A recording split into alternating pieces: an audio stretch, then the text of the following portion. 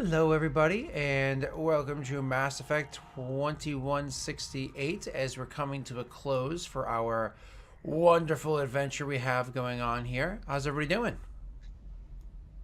It's not a wonderful adventure. Cattle's just sitting here with the broken pieces, like, why? Okay, for our misadventure. Cattle, and Tremy are gonna go on a wonderful adventure. Their adventures ended. We are on the stripper and booze planet. We're good. This is our season finale. We're We're just all gonna sit here stripper drinking man. pina coladas for 4 hours. So me and Aaron are just re-rolling characters this episode, I think. Oh, really? Is that how we're gonna just like play this out? Just like, yeah, whatever. Just start all over. We're all sorry now. All right. All right. So The space harem evolves. it's funny because pre-stream all they were talking about was plotting the death of somebody's character in Eberron. What? So No. no names, but somebody's character in Eberron. All I'm saying, if Aaron was part of the plot, Kieran was not the character. That's all I'm saying. That's all I'm saying. Moving on. Maybe that's a Have you decoy. heard how many times Erin has said that she wants Kieran to fight a Kraken? Yeah, Yeah. but Kieran. Because I've not been there every time, and I've heard it like at least 5 times. But I think also Aaron actually genuinely- thinks that she could get away with it. I think she actually thinks she can win. I have a plan. She has a We're gonna plan. have to go to Stalbert Kraken next. sushi. All right. Let's get into the game because some exciting stuff happens. We obviously know where these two left off. They literally left off at a prison. They are in prison because of reasons. So we're gonna get to you guys in a second. But first, let's go over to Ollie and Rick. Where did you guys leave off? We went to the Asari homeworld of Entourage, right? Not Homeworld. The Homeworld would have been too hot. it's the rebel base. Yeah, we went to the Asari, like, political... I'm trying to think of an allegory of somewhere where, like, political Autonomous offshoots region? hang out. But I can't think of it. Australia. Autonomous region. So we went to the biggest The yeah, Asari words. hive of scum and villainy. Yeah. Yeah, I was there. Gotcha. Okay. Very sexy. So everybody there is drop dead gorgeous and has a bad attitude. It sounds like a nice place to be. So Yeah. you guys, Cattle's retiring here. head there to more or less be like, oh, we need to refigure out how we're doing things. We need to figure out how to get them out of there. And so let's go and talk to some of the I suppose lowlifes to make things happen. And I believe you had set up a meeting to have with somebody in the area, but we ended the session before the meeting had actually started. We were meeting up with a one of the. So the reason why Nevos is a weird place is that all the political organizations that are like anti Citadel hang out, and I was meeting up with one that was like very much anti-human. Mm-hmm. Correct. So you were meeting up with her, and why don't we start off with that meeting? And this meeting is going to take place. I mean, because of the nature of this planet, it's not like you have to hide from the government of the planet or anything like that. It's like the entire planet is a criminal organization. But it's not like it's pretty much one of those things where bad stuff happens, but in the open, but it's not in the open. You know what I mean? Like right under your nose, sort of hiding. So you're not gonna like go climbing down into some secret, dark, dingy cellar somewhere to have the meeting. However, it will in fact be at a warehouse. Where she happens to have things run there, like she either owns it or That's owns the like it. supervillain version of a dark, dingy sewer. Yeah. So have you seen like Arrow? Every meeting is in a warehouse. I There's watched 50 bad guys waiting inside the walls. I watched 2 seasons of it. Oh god, Guess But- what? It gets good after season. the No, it only good female character died by a sword, and so I was like, okay, cool. What a way to go! Yeah, what a way to But- go. But Felicity. Yeah. So you guys go to meet with her inside the warehouse. It's one of those things where you know where you're supposed to be.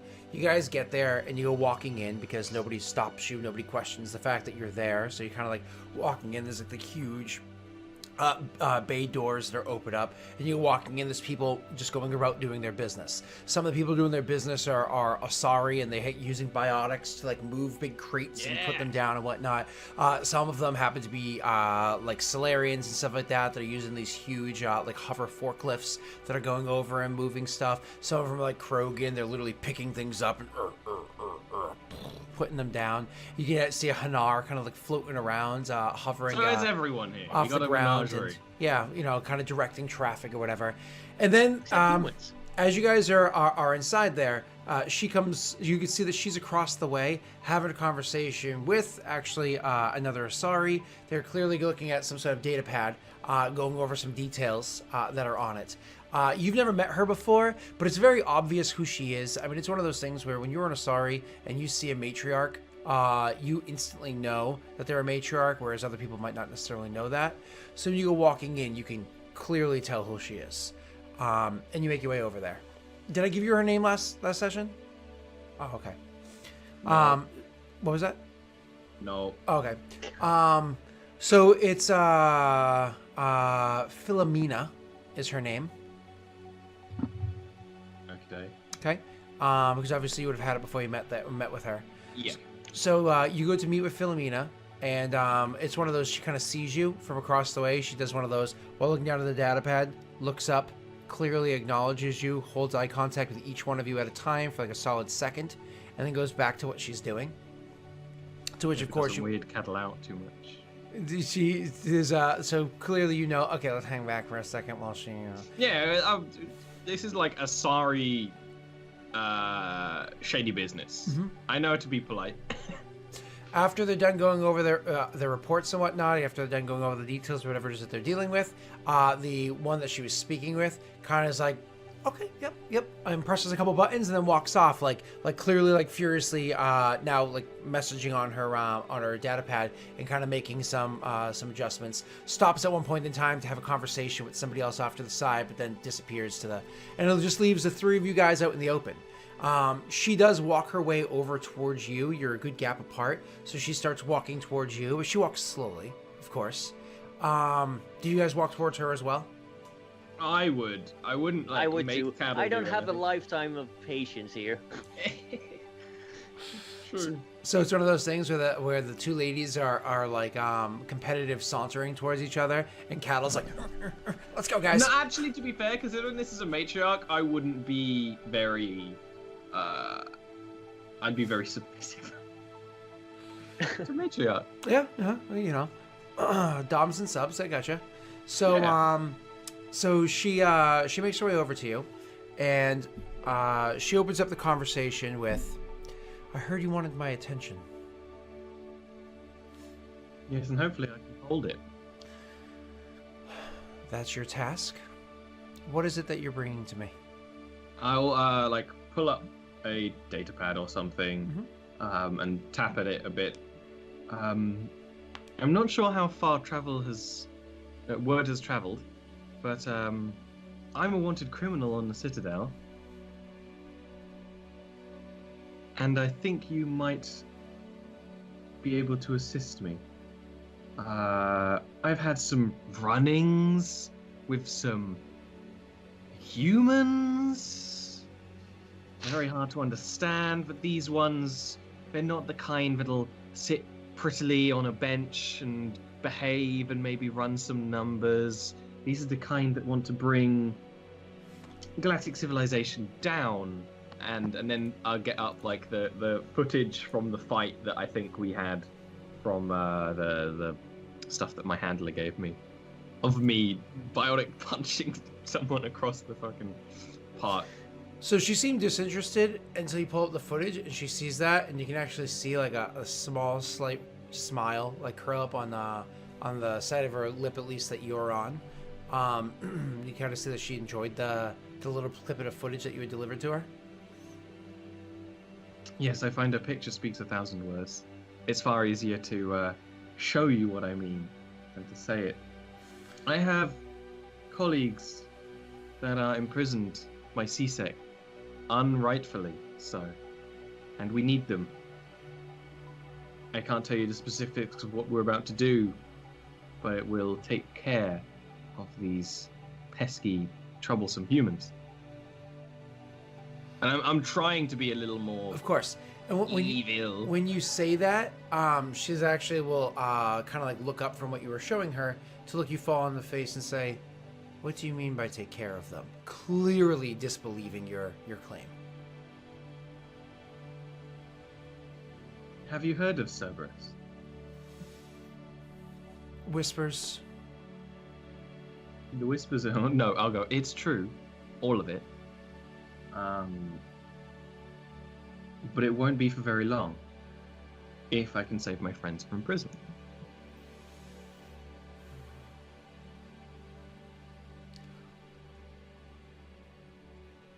Your friends in prison are going to take care of this organization that you say is true. What do I get from this? This is where Caddle chimes in. Yeah, I feel like we should have had a little discussion on like what are we going to say. What is this? On the cuff. Off the cuff. What do I get from? Give me a minute. It's an Asari thing. Yeah, I've got time to think. We're standing huddled in the corners, like discussing tactics. She's just like, "Excuse me." This is why we should have melded, Caddle. That's we should true. be having a mental conversation right now, and no one would know. Super fast mental conversation. Yep. I'd bow a bit and be like, "Of course, it's pretentious of me to ask for something free, but I'll be able to assist you on this." With this, it'll give you some credibility if you want it. I am perhaps unfortunately now a wanted terrorist for anti-human activities, which is your wheelhouse. We do plan to strike a pretty severe blow to one of the Cerberus facilities that we have a location for. Seeing how we are headed to the Citadel soon to get our friends out of their tight spot, we might be able to take care of some ancillary business for you on the way. I don't think you understand. I don't directly go after humans. Humans just get in the way. Everyone else understands politics, and so there are ways to remove them. Humans just happen to not have an understanding of how things are done, at least not yet. And so when I remove them, it tends to be a bit more permanent. So your removing Cerberus benefits me how? Cerberus does not directly oppose me, even if I have heard some of the kinks that have come across that have run into me along the way.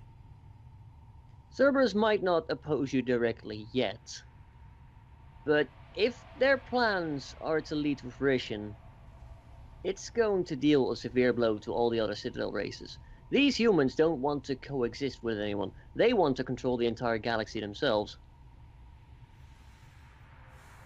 Do you have proof of this? Other than, of course, that manifesto that was sent out some time ago. I will send her partial data on the AI that we encountered at the beginning of this season. It's like redacted as hell. When you go to send it, it hits like firewalls and whatnot, and the data file can't be sent. And to which she'll actually kind of like look off to the side, and one of the workers will just immediately stop what they're doing and come over, and she'll kind of like gesture for you to send it to them instead. Okay, I do so. She turns to them and says, "Have that analyzed," and they immediately walk off. The data I've sent you is bits of information on an AI that they were working on that, once fully completed and operational, will be able to target any ship headed to the Charon relay and drain their life support. Is anybody else creeped out by the fact that he used that exact line? It is completed and operational. Like that was Palpatine. That was a Palpatine quote. Oh God, that was. I went for a Han Solo quote. He goes for a Palpatine quote. It's a bit of a difference. I didn't even do it consciously. That's the thing. How evil Caddle is. And Han Solo's not a good guy, so. He is beautiful. I mean, Cattle did shoot first. Oh, nice. So, she thinks about it for a few moments, and she's like, "What you're requesting, assuming all of this checks out, is them to be released from prison. Yes. And to be entirely honest, given the consequences, I do not entirely mind if it is a simple hand waving of the rules, though that card has already been played too many times, or a full scale attack on CSEC. But I could have gone to any young Asari who has a hatred for the Citadel, rightly or not. But I went for someone who has the best resources and the best record.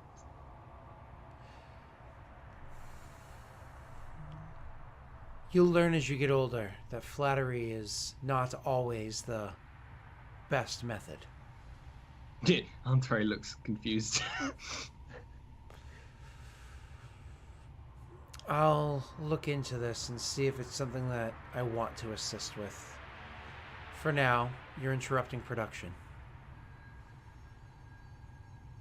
Just turn and leave, I guess. Yeah, Corch's nod and we walk off. Okay, so you guys are going to have to kind of like go your own way. As you guys are leaving, somebody's actually going to kind of like as you're leaving the facility, not just like this building, but the actual like facility that this is at. Somebody's actually going to come jogging up to you guys like, oh, hold up. And you're going to see a Quarian jogging up to you guys. Oh, come on, this way. I'll look at cattle, but I will follow the dude with... I'll, like, tuck my sword hilt somewhere. I will just go lead the way. As they're walking along with you, they'll be like, we just had a room set up for you so you can... you didn't have a place to stay here, right? Gesturing kind of like to the correct. world, to the greater beyond. There's a room set up for you, so come this way and we'll get a place for you to rest. That is appreciated. Of course. And as he's walking along with you, very slight chatter. Is there anything you try to get from him, or? Someone who can modify weapons for me. Go ahead. Yes. I'm listening. I just want to inquire, because it's not useful to carry around 20 guns with different modifications, okay? So, you want to ask the, ask him I for think that? that sounds like a great idea. Why don't you Yeah. roll for me a talk check? Sure. Okay, so your talk check, total roll of a 10. So you're talking to him for a little bit, and you're like, oh, hey, can you get me somebody that can do these alterations to a gun or whatever? And he's like, yeah, actually, I do know somebody. He's really, really good with his tentacles. Like, he can work on things very well. So I'll gladly kind of point you in his direction. And after he gets you to like your room, so you see where it's situated, he lets you know about a bar that's on the facility as well that you can go to and meet up with a Hanar that's there. The Hanar, they don't really have names in the sense that like how we understand names, or most of the races understand names, but he goes by Bob. There's a story How behind poetic. Bob. He's a Hana on an Asari planet. Admittedly, a very multicultural little area. But somehow he's got a human name. I want to know more about Bob. Bob. So so you guys can go and meet with him at the same bar that's on the facility. So when you guys get to your rooms, though, he does give to you these like wristbands, electronic wristbands, that not for your Omnitool side, for the other side, your other hand. And he's like, this is going to give you access to get in and out of places on the facility without somebody like me here, and he kind of holds up his own wristbands. You're not going to be able to get in and out of rooms. That makes sense. Thank you. Yeah, I'll nod and be very courteous. Could you roll me talk wisdom check? Sorry, perception charisma checks, please. I'll perceive everything. Everything. Okay. Slightly less things. Cattle, you can tell that obviously this is a line that he's given a ton of times beforehand, but really nothing beyond like it's clearly a practice line. It must be true. You know what I mean? So, so We've he had gives you hotels like this. Yeah. Makes sense. he gives you the bands. You guys click them on, I imagine, and he turns and leaves. Like, all right, see you around, and leaves your room. When you guys actually look about your room and you see what's inside there, it's rather simple. Nothing super complicated. I'm sure you've all stayed in, like, say, a hotel or a motel before, where it's like, two small travel rooms. lodge. Yeah, exactly. One bathroom to share. There's no like real common area. It's just like a restroom with like two bathrooms and a small hallway, and then it leaves. Like nothing fancy whatsoever. Which I imagine doesn't really bother you, anyways. You guys are We're used used to to the living in ship. small quarters, exactly. But so you kind of get in there. Do you do anything inside the room? Get yourself situated in any way? First thing I do is lift up a finger and start scanning the room for tags, cameras, that sort of thing. Okay. There actually, as far as you can tell, nothing on there whatsoever. Roll for me what would that be? A perception intelligence check.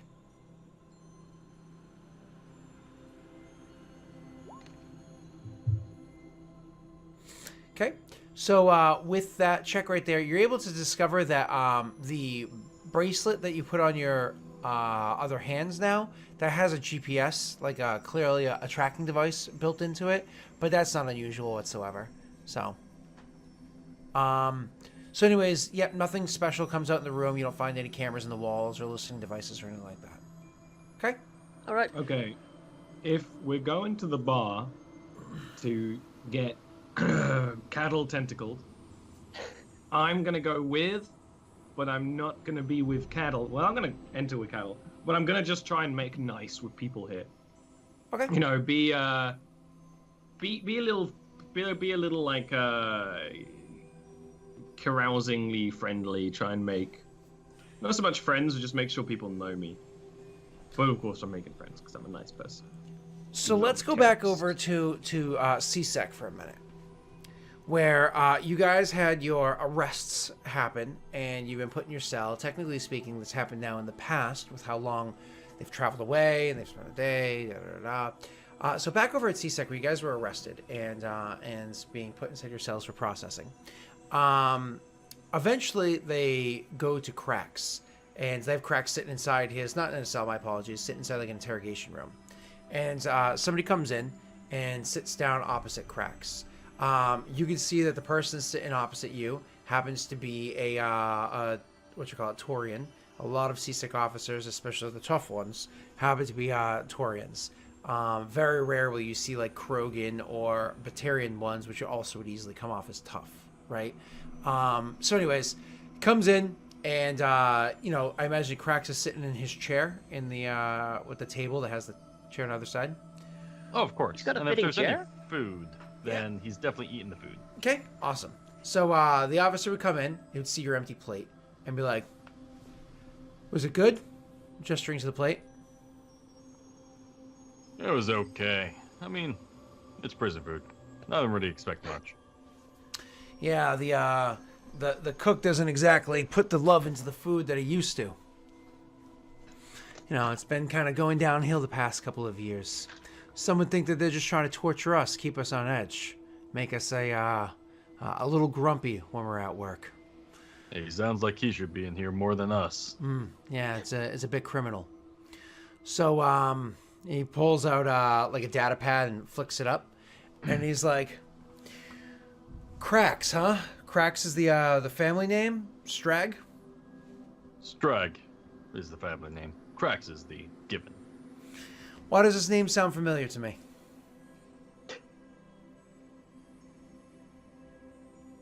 Cracks kind of just like goes silent, trying to think of why the name would sound familiar to him.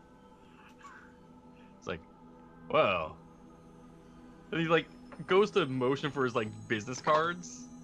Like, it's like, oh no, they took them. It's like, well, you probably read the business cards. He's like, "These?" And you can see he drops like little things on the table, on his side of the table. Yeah, and Cracks just like starts going through them if the guy allows him. Yeah, as you're going through them, he's like, "Looks like you're a busy man." Hey, a job is a job, and like he tries the human finger snaps too. Yeah. Like, Oh God. the more jobs you got, well. Oh, I understand. money I you understand. make. You always have to have an alibi. Completely understand. And also, he just like slides the card, private security towards the guy. Yep. And he's like, he looks down without like picking it up or anything. Like looks down to see what it says. He's like, "Oh, I saw that one. I thought that was cute." Hey, some rich folks just need protecting. And some criminals just need springing from prison. Now, Entree, was she your ward? In which regards exactly? Private security. It's the card you put forward. Was that the job that you were on? He actually goes back to the pile of cards, finds the mercenary one, slides it towards him again. Ah, there we go. Now I see it. And Mercenary's a then- funny word, isn't it? I mean, really, it's just a criminal with lipstick, isn't it?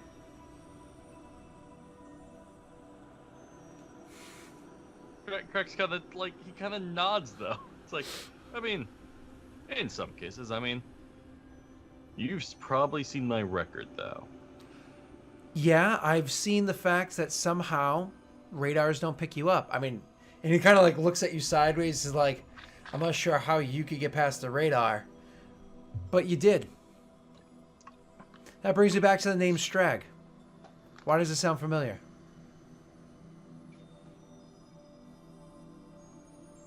Crack seriously starts thinking of why his name would sound familiar, aside from just it's his family name. Yep. So are you playing stupid or are you really the stupid? He just like puts his hands on the table, interlinks his three fingers together, and is like leans forward a bit. Look, we both know Krogan aren't the brightest guns on the shelf. So why does my name sound familiar? Sorry. Look, 14 wisdom, he's wise as fuck for a Krogan. Yeah. He Yeah, knows and that- Krogan are dumb. That like It's that a feat. idiom actually even makes sense if you Yeah. think about it. Yeah. It does. So he says, aren't the brightest guns on the shelf? Why does my name sound familiar? He's like, well, I just assume a Krogan like you, gesturing down, like looking kind of down to the cards, as busy as you are, would have a bit of a record, but you don't. So you're connected somehow. I assume it's through family. Well, we all have family. Yeah, you have an uncle. He's known well enough. How connected is he? Crack's kind of just like, just a so-so symbol. It's like, I mean, could be better connected. So it wasn't connections that kept you out of trouble. Then what kept you out of trouble? I kept me out of trouble. His stunningly good looks. Oh, so is it usually those that are going to find you guilty, find themselves dead, perhaps find themselves a little bit more wealthy? As much as I'd like gaining wealth, I'm not much of a fan of killing when there's no honor. And he just like nods towards the guy. It's like, you should know honor. You're Turian. I do know honor. I know honor very well. But there is no honor in bribing a CSEC officer, is there? You said I'm trying to bribe you. I'm not talking about me getting bribed, Just like am pulls I? the cards away a little bit. Yeah. He's like, I'm not talking about me getting bribed, am I? I'm talking about a certain Hanar that found themselves quite a few credits more comfortable before, of course, it was discovered, and now they're on the run. Cracks legitimately like tries to think back because he was playing his DS most of the time during the prison scene. Mm-hmm. It's like, oh, the Solarian, right?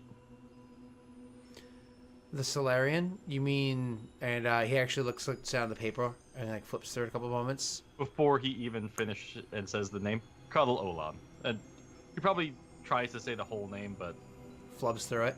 yeah, Flubster, it's like, So by the time you're done flubbing through the name, he'll like gesture, like tap on the pad a couple times, like, okay, I do have the name here. And he's like, yeah, that one. So you and Cattle Olan both hired by Entourage? No, quite the opposite. Oh, He's the one who's hired us. has he? Yes. Winnie's the only one that hasn't been hired. So she's guilty then. She's blackmailed. Winnie is blackmailed. Listen, you're gonna have to start telling this story a little straight if you're gonna want me to understand. And he literally just like takes the data pad and like does it so it flips a couple times, tosses it through the air so it hits hard onto the table, and kind of like slides over to in front of where you are. He's like, there's a lot of information on here and a lot of questions that I have to ask. So instead of having this little back and forth, why don't you and I just go over each bullet point and see if we can come to a narrative that both of us can agree is not complete bullshit. And then as he like pulls the chair away and goes to sit down, we're actually gonna like fade away from that scene right there and pull up into a different interrogation room.